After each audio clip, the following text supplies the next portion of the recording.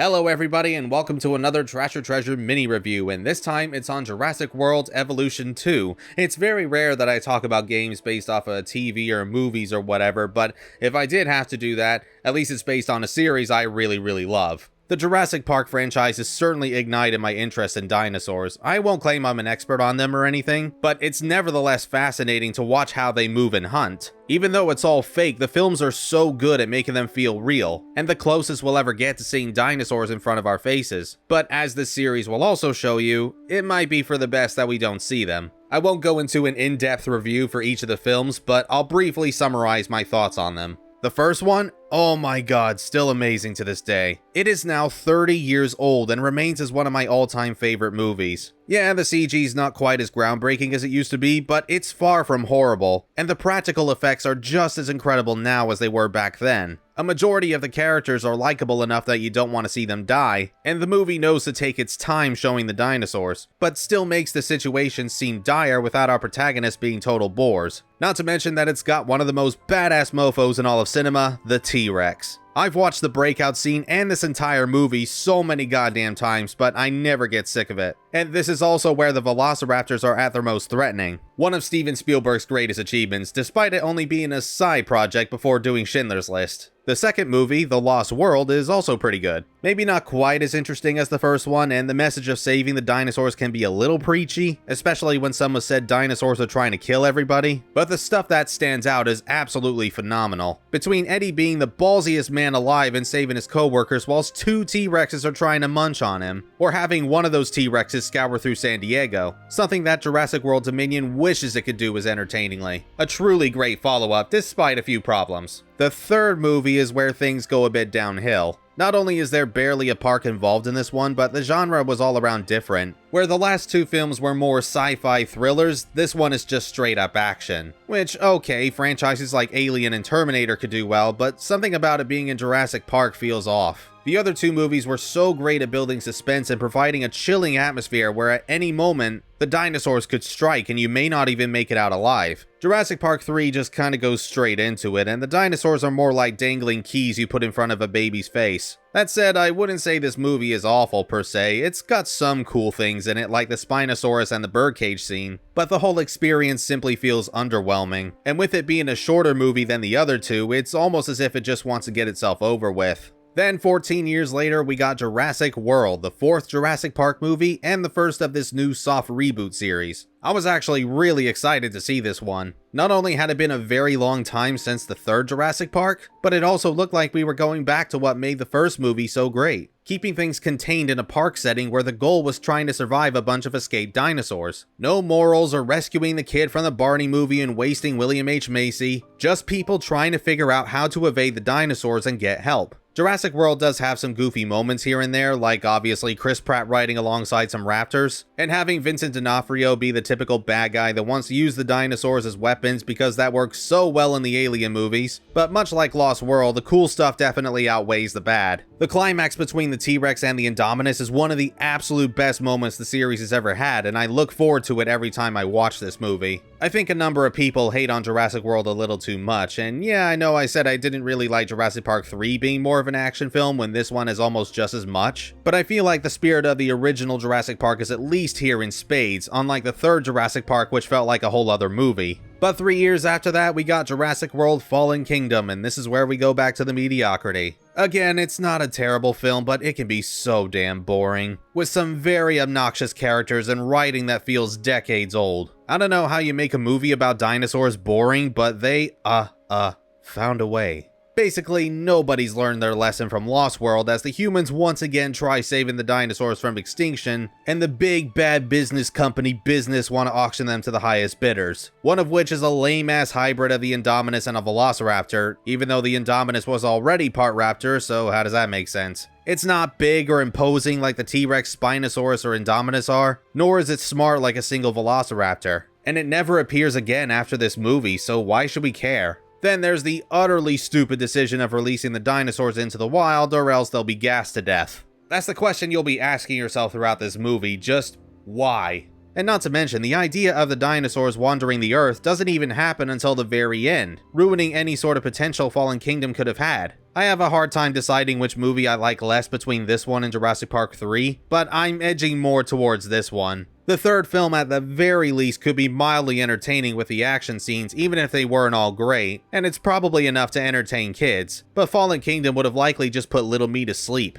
This one puts a bit too much focus on the human characters and not enough on the dinosaurs, which sadly doesn't get much better in the latest movie released so far, Jurassic World Dominion, supposedly the final film in the Jurassic World series. Man, I really wanted to love this as much as some of the others. I was once again looking forward to seeing it because it was finally delivering what the last movie promised. Dinosaurs living in our everyday world and society needing to adapt, but we get so little of that in Dominion that it just feels like a con. And the various callbacks to the first movie are kinda desperate. The best parts are no doubt seeing the old cast back together again, but even they can't save the idea of having a deadly swarm of locusts as a new threat, because dinosaurs running across the world somehow wasn't interesting enough for the filmmakers. I feel bad for the actress that plays Maisie too. I hope her career takes off at some point, but her character is a goddamn pain in this movie, and only adds to the mountain of problems. I'd maybe rank Dominion in between Jurassic Park 3 and Fallen Kingdom, marking it the second worst in the series. Like the others, it has some good moments here and there, but not enough to be a fantastic film altogether.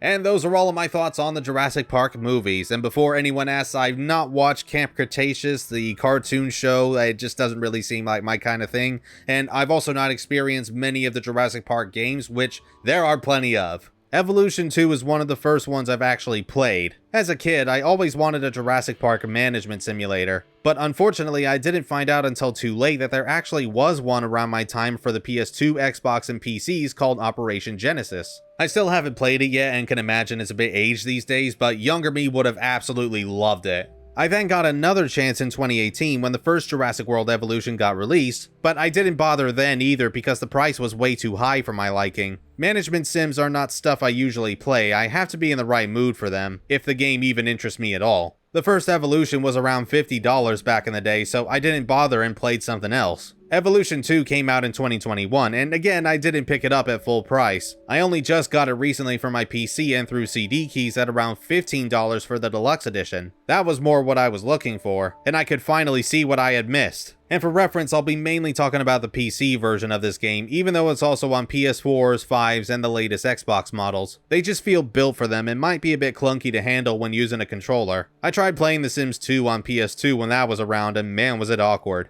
So how exactly does one manage a park full of creatures that have been extinct for millions of years and scientists are still studying to this very day? Well, like most Sims, you can place a number of essential facilities suitable for the park at the push of a button, though not everything is available from the get-go. To start with, you've only got your basic fences and backup generators, which you need to provide power to the buildings and especially the fences. For the love of God, don't forget to power the fences, as the dinosaurs will most certainly try to escape and terrorize the guests. If that happens, then you'll have to tranquilize it, either automatically or manually, and that's a massive drain on your profits. Not to worry too much though, because if someone is unfortunate enough to reach a dinosaur's digestive tracts, you won't get sued for it at all. There are absolutely zero repercussions to visitors getting eaten. The worst that'll happen is you may lose a star on TripAdvisor. Oh no. The dinosaurs are the main attractions to the park, but you've also got to make sure the guests are comfortable enough whilst walking around. There has to be plenty of bathrooms, enough gift shops and restaurants, hotels for them to stay in, and emergency shelters in case the dinosaurs are loose or there's a storm a-coming. You'll also need to provide easier transport around the park, like a monorail or wider walking paths. Maybe instead of walking, they'd appreciate a guided tour of the park. And you've got to let them be able to actually see the dinosaurs through different viewing galleries, including ones right in the middle of the pen that dinosaurs are perfectly okay with having a bunch of strangers staring at them.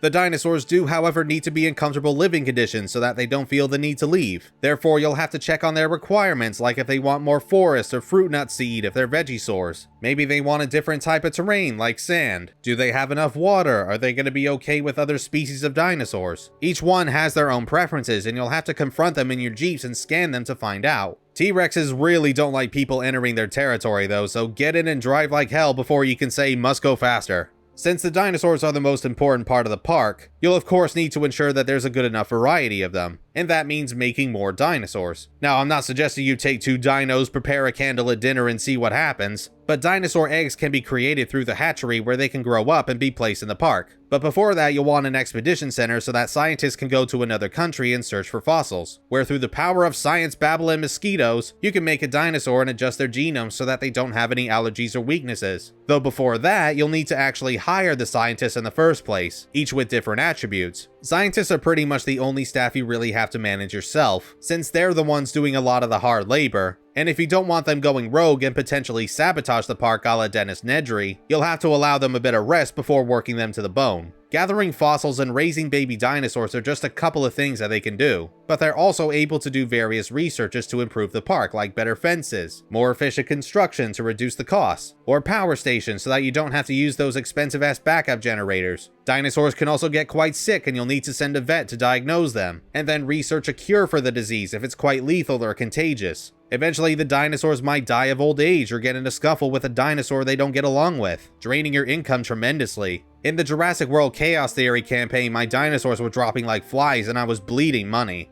As soon as my T-Rex's life came to an end and I lost a number of my guests from not seeing the most popular dinosaur known to man, I was not coming back from this, and I already had to make sure I didn't go bankrupt by selling stuff I didn't need as much. Like a lot of management sims, guests can be pretty fickle and difficult to please. As long as you have a good number of different dinosaurs and place shops and attractions at the most crowded areas, you should be alright for at least a while. The only thing to be aware of is that new developments can take real time, but you can make things a little easier with the speed up feature, which apparently the first Evolution game didn't even have. Man, I could not imagine how much slower this game would be without it. This does all sound very overwhelming and perhaps a bit difficult to manage and understand, but it's not quite as bad as you might think. And there's also a main campaign that only lasts around 4 to 6 hours without DLC, and it does a pretty decent job at showing you the ropes. It goes through each facility one at a time, and you also get characters from Jurassic World to help explain things, as well as other characters you never saw in the movies. Which leads me to my next point: they actually did get some of the actors from the movies to reprise their roles. You've got Bryce Dallas Howard as Claire Deering, Sam Neill as Alan Grant, Laura Dern as Ellie Sadler, B.D. Wong as Henry Wu, and of course Jeff Goldblum as Ian Malcolm. Sounds awesome, right? Well, yes and no. It is great to see these guys come back to play their iconic characters, but the energy is just not there most of the time. Bryce Dallas Howard sounds like a part of her is dying from reading out the utterly cringe-worthy script and terrible jokes. B.D. Wong sounds bored out of his mind and would much rather be somewhere else. And Jeff Goldblum sounds like he came into the recording booth completely drunk off his ass and doing an impression of Jeff Goldblum rather than being himself. Still, I'd rather listen to him than the absolutely horrible impressions of other characters in the Jurassic Park universe, such as Owen Grady or John Hammond, who sound absolutely nothing like Chris Pratt or Richard Attenborough. It is pretty laughable at just how miscast some of these voices are compared to everybody else. It's almost like they got Dave from accounting to do the non-celebrity voices. The worst one is definitely Masrani, the original owner of Jurassic World. I mean, I know he didn't have that grand a role in the 4th movie, but was this really the best they could get? Jurassic World exists to remind us how very small we are, how new. You can't put a price on that. This is essential to giving our guests those true, you are there dinosaur moments that will drive new and repeat business. That's so bad. Like, how could this be anywhere close? Well, you only listen to a handful of them during the main campaign, but the rest are heard in Chaos Theory campaigns that's new to Evolution 2. These are all advertised as what-if scenarios for every single Jurassic Park movie from the very first one to Fallen Kingdom. Although you can also experience Dominions if you purchase the BIOS and DLC pack, where you additionally have to fight off rustlers. I was quite intrigued with the idea. I was thinking you could drastically alter the events of the films and give fans something we hadn't seen before. Like, what if in the original we stopped Dennis from shutting off the park's power? What if in the second movie we could use a medical facility to heal up the baby T-Rex and send it back to their parents? What if in the third movie the T-Rex could actually win against the Spinosaurus in their duel? Oh my god, this stuff practically writes itself and fits so well with the gameplay. Unfortunately, that's not what we get. And most of the scenarios all boil down to, what if the parks were a huge success and there was no conflict whatsoever? That's not nearly as exciting as I thought it would be. I feel kinda cheated, but I guess for what it is as opposed to what it isn't, it's fine. You're basically just trying your best to make the park as attractive and pleasing as possible. The only times where things get shaken up a bit aside from Dominion is in the Jurassic Park 3 and Fallen Kingdom scenarios. JP3 has Masrani scour Isla Sorna for dinosaurs to take to Jurassic World, which is still in development, so that's not really much of a what-if scenario, just stuff that might have happened before the events of the 4th movie. The Spinosaurus appears for like 2 seconds, but it gets mauled by a pack of velociraptors and Masrani has an idea of what to do with the body, which I think is supposed to be a callback to the Easter egg in Jurassic World where the T-Rex for a very short moment crashes through the Spinosaurus' skeleton. That's a very niche reference if that's the case. The Fallen Kingdom Chaos Theory campaign is more about making the dinosaurs comfortable enough to be extracted off-site and very briefly meet up with Blue. Where the dinosaurs go from here, I have no idea, but I do know of a nice spot they can go to. Despite not being quite what I had in mind, it is at least more of the same gameplay you should come to expect with this, and it's still quite fun, if not extremely difficult to reach 5 stars. Jurassic World Evolution 2 is a game that I really wish I had when I was younger, but I can thankfully still appreciate it as an adult, and as far as management sims go, I quite like it. If you're familiar with my channel, you'll know that I tend to be specific with my genres like action-adventures, RPGs, or the occasional horror title, but sometimes I just want to mellow out and play something more relaxing. And yeah, I know you're still running a park full of 65-million-year-old reptiles where some of them want to eat you, and I would never want to do that in real life, but as a video game, I can just chill and watch things unfold in the park that I created, and it's quite satisfying when you see that income go up. $50 though, that's a pretty steep price tag, and that's not even including the tons of DLC dinosaurs and new modes you can buy. I'd say you get just about enough here to maybe be worth it, but I would still recommend getting it on sale or on CD keys or something if you're really not sure this is for you. And also get it on PC, since in my opinion, management sims tend to work best with a mouse and keyboard. There's a bit of customization here as well if you're attached to a particular dinosaur and want to change up their color or even name them. I don't know if this game would be considered a little too simple in the management sim community, but for someone like me who generally doesn't play them that often, it works well enough for me, and I'd recommend trying it out if you're a fan of Jurassic Park and had your own ideas of how to improve the park. Not to mention that it's still being updated to this day with new content, so it's worth at least checking out. And that's that for another mini review. I kinda went on a lot longer than I thought I would. Apologies for that, but hope you enjoyed this video anyway. And yes, I am still working on the Fire Emblem Three Houses video. Do not worry, it will be coming. But until then, thanks very much for watching. Hope you all have a good day and take care.